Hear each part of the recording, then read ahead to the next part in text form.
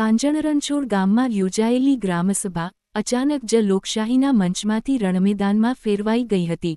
વિશ્વ પર્યાવરણ દિવસના અવસરે યોજાયેલા કાર્યક્રમ દરમિયાન ગામના વિકાસ કામો, ખર્ચ અને વહીવટી કામગીરીને લઈ ગ્રામજનોએ ગંભીર સવાલો ઉઠાવ્યા હતા. ગ્રામજનોના આક્ષેપોનો કેન્દ્રબિંદુ સરપંચ પતિ સુનિલભાઈ પટેલ રહ્યા હતા. ગ્રામસભા દરમિયાન શરૂઆતમાં રજૂઆતો અને પ્રશ્નોત્તરીનો માહોલ હતો, પરંતુ થોડા જ સમયમાં વાતાવરણ ગરમાયું અને ભ્રષ્ટાચારના આક્ષેપોને લઈને ઉગ્ર બોલાચાલી શરૂ થઈ ગઈ. ગ્રામજનો અને સરપંચ પક્ષ વચ્ચે થયેલી તીખી તકરાર બાદ સ્થિતિ એટલી બગડી ગઈ કે કેટલાક રોષે ભરાયેલા ગ્રામજનોએ સરપંચ પતિ સુનિલભાઈ પટેલની ધોલાઈ કરી હોવાનું સામે આવ્યું છે. ઘટનાસ્થળે હાજર લોકોમાં અફરાતફરી મચી ગઈ હતી.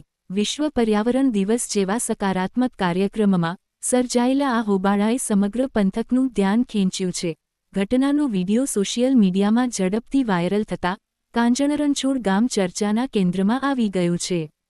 ગ્રામજનોનું કહેવું છે કે ગામના વિકાસ કામોમાં પારદર્શિતાનો અભાવ, વિવિધ યોજનાઓના અમલીકરણમાં ગેરરીતિઓ અને વહીવટની કામગીરી અંગે લાંબા સમયથી અસંતોષ હતો.